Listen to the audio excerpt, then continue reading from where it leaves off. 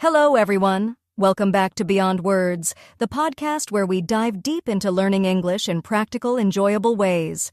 I'm Carla, your host, and as always, I'm here with my co-host, Jon Snow.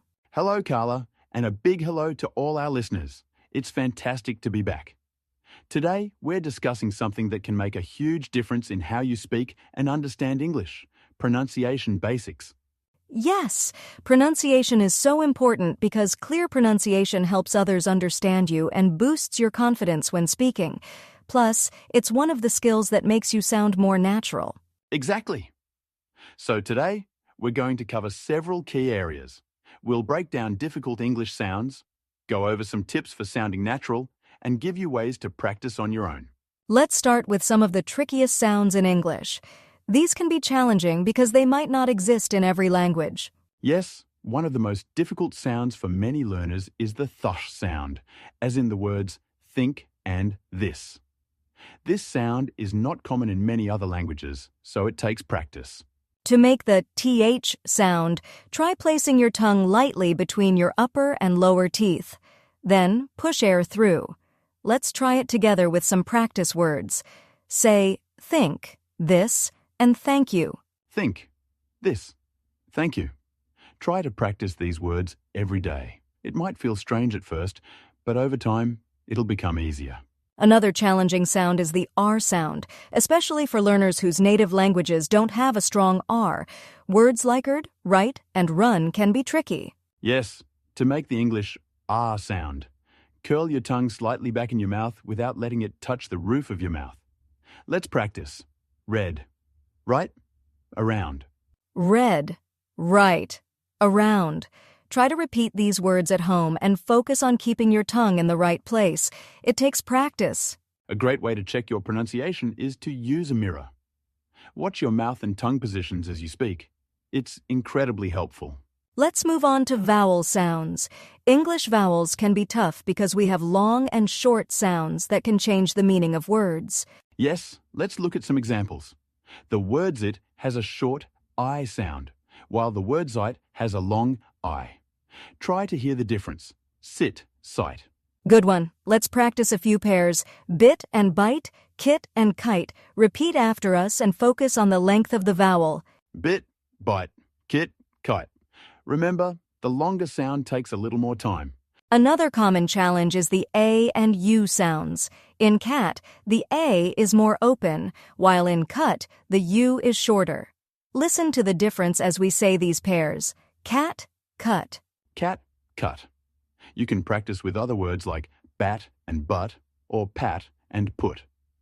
Small changes in vowel sounds make a big difference. And here's a great exercise.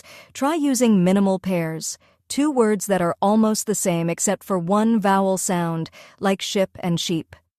Practicing these can train your ear to hear subtle differences. Now, let's talk about stress and intonation, two things that make your English sound natural. In English, certain words or syllables get stressed.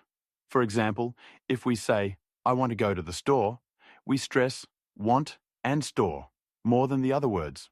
Let's try it together. I want to go to the store.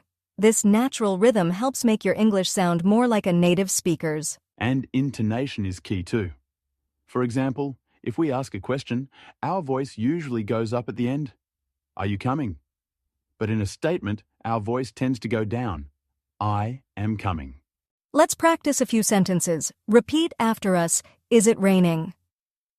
Now, as a statement, it is raining. Great job. Recording yourself while practicing these can be helpful. You can compare your tone to native speakers and notice any differences. Next, let's talk about some common pronunciation challenges that English learners often face. One big challenge is the difference between V and W. For the V sound, like in very, use your top teeth on your bottom lip. For the W sound, like in water, round your lips. Let's try a few together. Very. Water. Wave. Win. Notice the different mouth shapes. Another common challenge is L versus R. In light versus right, these sounds are made in different parts of the mouth. Try practicing withered lorry, yellow lorry.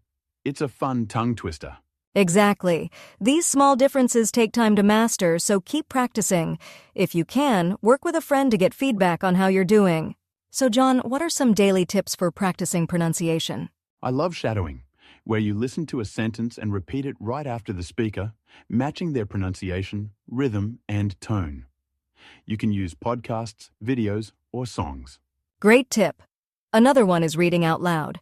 Find a paragraph and read it aloud slowly, focusing on each word. This builds confidence with difficult sounds. And don't be afraid to exaggerate sounds while practicing.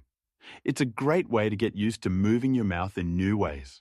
If you have a language partner, practicing together is helpful. You can record your conversation and listen for areas to improve. Or try using pronunciation apps for feedback. They're great for helping you spot mistakes. Let's have a little fun with some tongue twisters. They're great for building muscle memory and making pronunciation practice enjoyable. Yes, here's a classic. She sells seashells by the seashore. Try to say it 3 times fast. Here's another. How much wood would a woodchuck chuck if a woodchuck could chuck wood? These really help your mouth get used to new sounds. Even native speakers find tongue twisters challenging, so it's okay to take it slow and focus on clear pronunciation. All right, everyone. That's all for today's episode on pronunciation. We hope these tips and exercises will help you feel more natural and confident when speaking English. Yes, remember, pronunciation is a journey. Keep practicing, be patient, and you'll improve over time. Thank you all for joining us. Be sure to like, subscribe, and share your thoughts in the comments. Let us know if there's anything you'd like us to cover in future episodes. This is Beyond Words, helping you find your voice in English. Keep practicing, keep listening, and we'll see you in the next episode.